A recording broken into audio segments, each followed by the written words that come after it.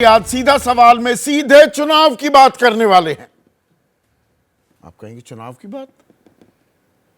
अच्छा, आप हरियाणा, महाराष्ट्र, झारखंड का जिक्र करेंगे। अरे अभी तो वो बहुत दूर की कौड़ी है। दरअसल नहीं, तैयारियां शुरू हो गई हैं और इसमें जम्मू कश्मीर को भी जोड़ लीजिए, जहां पर अनुच्छेद 370 हटे। 5 साल तो हो गए लेकिन चुनाव नहीं हुए हैं।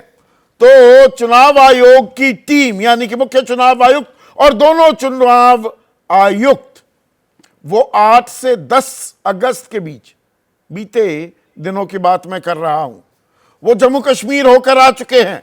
आज ये टीम हरियाणा में है, चंडीगढ़ में है, कल भी वहां रहने वाली है और उसके बाद महाराष्ट्र भी जाएगी और झारखंड भी जाएगी। यानी कि चुनावी शंखनाद कभी भी हो सकता है। और खास इसमें ध्यान रखने वाली बात यह है कि जम्मू कश्मीर में सर्दी आने से पहले, बर्फबारी होने से पहले चुनाव को मुकम्मल कराने की एक बड़ी चुनौती भी होने वाली है और उसी के साथ हरियाणा के चुनाव भी जोड़ दिए जाएंगे क्या?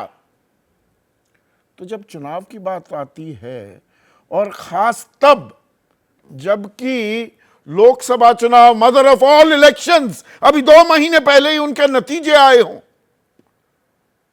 तो मुद्दे क्या हैं जिन पर चुनाव लड़े जाएंगे? एक एक्सटेंशन जो मुद्दे 2024 के लोकसभा चुनाव में हावी होते दिखे, क्या वही मुद्दे आगे बढ़ते दिखाई देंगे या कुछ नए मुद्दे भी खड़े हो रहे हैं? क्योंकि अब यह लोकसभा चुनाव नहीं, इसमें राष्ट्रीय पुट कम और स्थानीय पुट ज्यादा होता है। ज्यादा क्या, स्थानीय ही होता है। तो महाराष्ट्र के मुद्दे अलग हैं, हरियाणा के मुद्दे अलग हैं, झारखंड के मुद्दे अलग हैं और इन्हीं मुद्दों पर चुनाव लड़ा जाएगा क्या? मुद्दे क्या थे भाई? अब की बार 370 पार, बीजेपी के बारे में बीजेपी कह रही थी अपने बारे में, या अब की बार एनडीए 400 पार, उसके चलते आरक्षण एक बड़ा मुद्दा बन गया।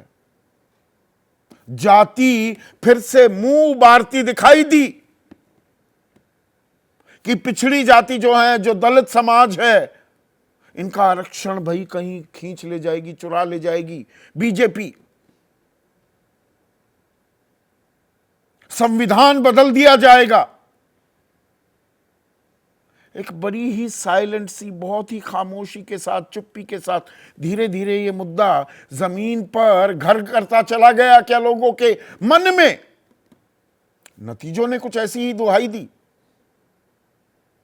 हिंदू मुस्लिम जो धर्म का कार्ड खेलने की पुरजोर कोशिश की यूएसपी है बीजेपी का, वो ज्यादा चलता नहीं दिखा। मंडल कमंडल पर क्या भारी पड़ा? अयोध्या, जहां पर प्राण प्रतिष्ठा की गई 22 जनवरी को इसी साल, ठीक चुनाव से पहले, वो लोकसभा क्षेत्र, फैजाबाद की लोकसभा सीट बीजेपी हार गई। पर जब हम हार की बात करते हैं, हमें यह नहीं भूलना चाहिए कि तीसरी बार लगातार प्रधानमंत्री नरेंद्र मोदी बने हैं। यह बीजेपी की अगुवाई वाली सरकार है। 240 सीटें आई बीजेपी की। कांग्रेस पंचिंग वे अबव इट्स वेट, ऊर्जा दिख रही है। राहुल गांधी बहुत आक्रामक पोस्चरिंग करते दिखाई दे रहे हैं, पर 100 सीट नहीं आई अपने दम पर। हां, विपक्षी खेमे की इंडिया की 230, 234 सीटें हो गई। तो अब जो ये मुद्दे, और इसमें महंगाई, बेरोजगारी, ये पीडीए की बात कर लीजिए, पिछड़ी जातियों में सेंधमारी की बात, ये कुछ ऐसे मुद्दे थे। अग्निवीर, किसान आंदोलन, थोड़ा थोड़ा पुट सब जगह दिखाई दिया क्या? पर उसमें युवा, जब प्रधानमंत्री 4 जातियों की बात करते हैं, गरीब की, युवा की, अन्नदाता की और नारी की, तो वो जो ओवरवेलमिंग मैंडेट बीजेपी को मिलता दिखा था, वो कहीं श्रिंक किया। 9% के करीब वोट बैंक घटा बीजेपी का। क्या डैमेज कंट्रोल कर लिया है बीजेपी ने? मुद्दे वही हैं क्या, या कुछ नए मुद्दे जुड़ गए हैं?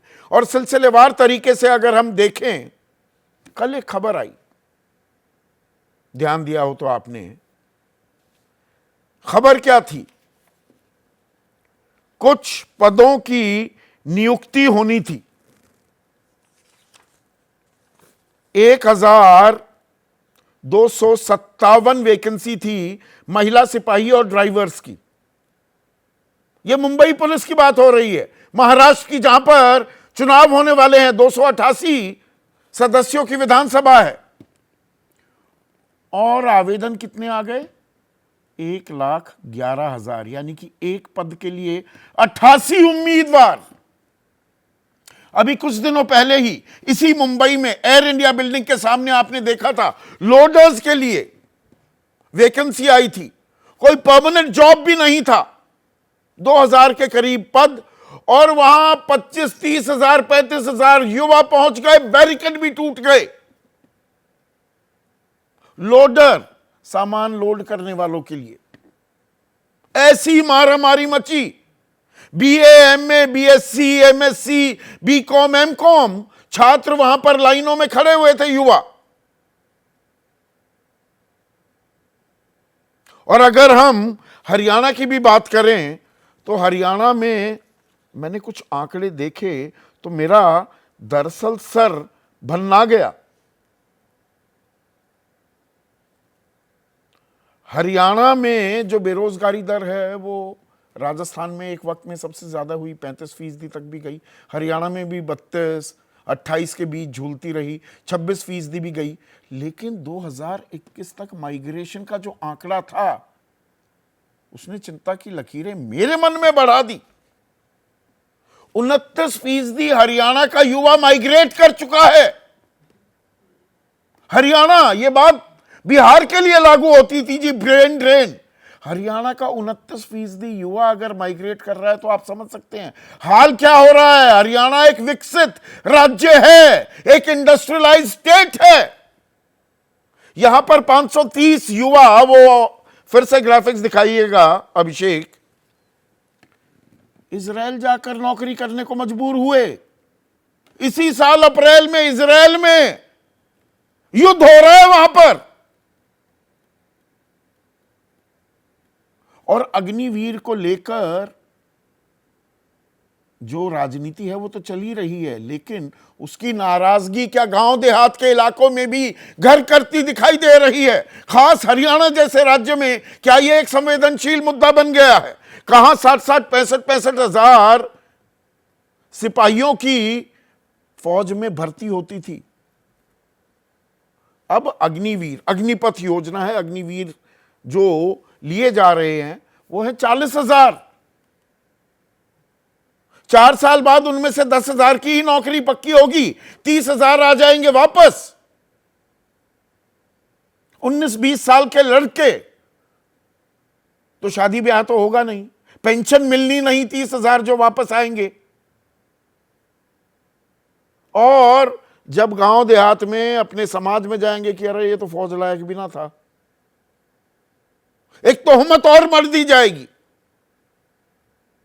तो यह बड़ा मुद्दा है और शायद इसी की काट निकालने के लिए नायब सिंह सैनी जो मुख्यमंत्री हैं हरियाणा के, उन्होंने अब भरोसा दिलाया है कि 10% कोटा दिया जाएगा।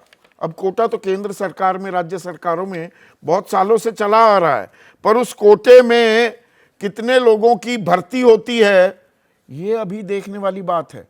और इसमें एक और दिलचस्प बात आपको बता दूं, मार्च 13, 2023 को रक्षा मंत्रालय ने जो जवाब दिया, दरअसल रक्षा राज्य मंत्री ने, और रक्षा मंत्रालय के जरिए ये आंकड़े आए कि फौज में का मतलब थल सेना की बात कर रहा हूं मैं, 8,070 अफसरों की वैकेंसी है और 1,27,673 सिपाहियों की, नॉन कमीशन ऑफिसर्स जिन्हें कहते हैं।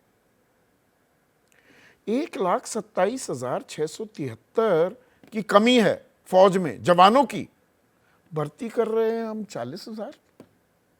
और कोविड के 2 साल तो ऐसे ही, 2.5 साल गायब ही हो गए, तब तो कोई भर्ती ही नहीं की।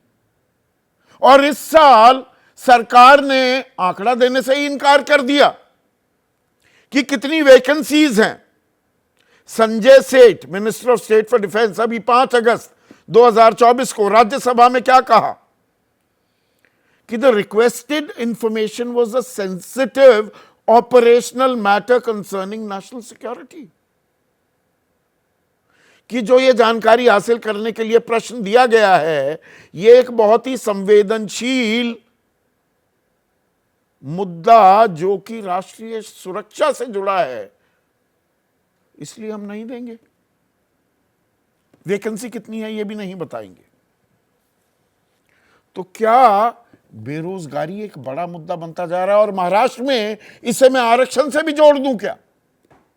वहां एक धर्म की राजनीति तो अलग हो ही रही है। औरंगजेब की संतान, औरंगजेब का फैन क्लब, ये शब्द इस्तेमाल किए हैं गृह मंत्री और बीजेपी के चाणक्य अमित शाह ने, खास उद्धव ठाकरे के लिए। शरद पवार को भी लपेटे में लिया। उद्धव ठाकरे ने पलटवार किया कि ये अहमद शाह अब्दाली की संतान है और ये मुझे गाली देंगे तो मैं भी पलटकर गाली दूंगा। अब यूएसपी, जो मैंने शब्द पहले इस्तेमाल किए, हिंदुत्व, बीजेपी का है, लेकिन बीजेपी के किसी नेता को मुस्लिम नाम से नवाजते हुए पहली बार कोई विपक्षी खेमे का नेता दिख रहा है। तो औरंगजेब बनाम अहमद शाह अब्दाली भी हो रहा है, लेकिन उससे ज्यादा अहम वहां आरक्षण का मुद्दा है। मराठा आरक्षण। मनोज जरांगे पाटिल वो कह रहे हैं मैं तो चुनाव में उतरूंगा इस महीने के आखिर तक, अगर आरक्षण लागू नहीं किया तो,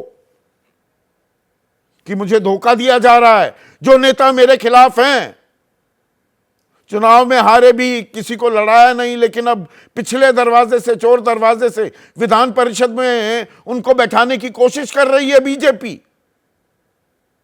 उधर छगन भुजबल बीजेपी के साथ हैं। एनसीपी, अजित पवार गुट के बड़े नेता हैं, लेकिन वो पिछड़े समाज से आते हैं। वो कह रहे हैं कोटा ऐसे तो मिलेगा नहीं, पिछड़े समाज के अंदर कोटा विदन कोटा तो नहीं दिया जा सकता, मराठाओं को अलग से देना है तो दे दो। तो वो बीजेपी के लिए मुश्किलें खड़ी कर रहे हैं क्या? तो तेरी जाति मेरी जाति में कौन आगे बढ़ेगा, इसमें आरक्षण भी जुड़ा हुआ है, इसमें नौकरी भी है। एक कंटिन्यूअस थीम रोजगार है और सरकार ने इस समस्या को बहुतेरा नकारने की, नजरअंदाज करने की, इस पर शतुर्मुर्ग बनने की बहुत कोशिश की लोकसभा चुनाव में। और आर्थिक सर्वेक्षण भी आया तो उसमें सरकार ने बताया बेरोजगारी दर 3.2% है देश में। पर जब बजट पेश किया, मोदी 3.0 सरकार का पहला बजट, निर्मला सीतारमन ने तो 1 करोड़ इंटर्नशिप का एक खाका तैयार करते हुए भी दिखाई दी कि जी 500 बड़ी कंपनियां जो हैं देश की, 20,000 लोगों को यानी कि 4,000 युवाओं को हर साल 5 साल तक वो इंटर्नशिप देगी, 5,000 रुपए भी देगी। तो बेरोजगारी समस्या नहीं है तो ये खाका क्यों खींच रहे हैं? लेकिन ये रोड मैप बिना स्टेक होल्डर से बात किए तैयार कर लिया गया क्या?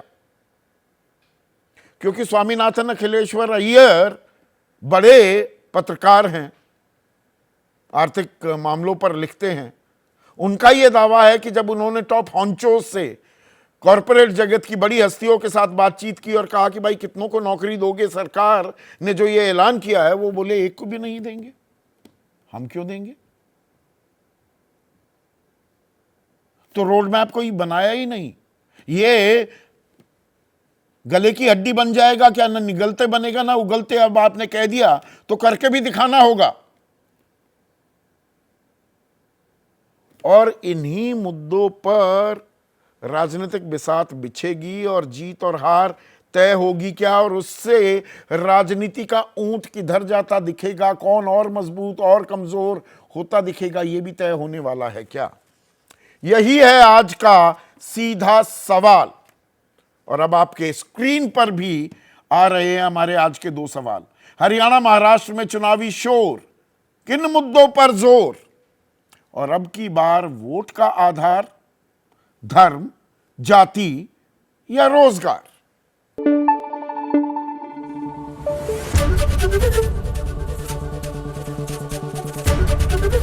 एबीपी न्यूज आपको रखे आगे।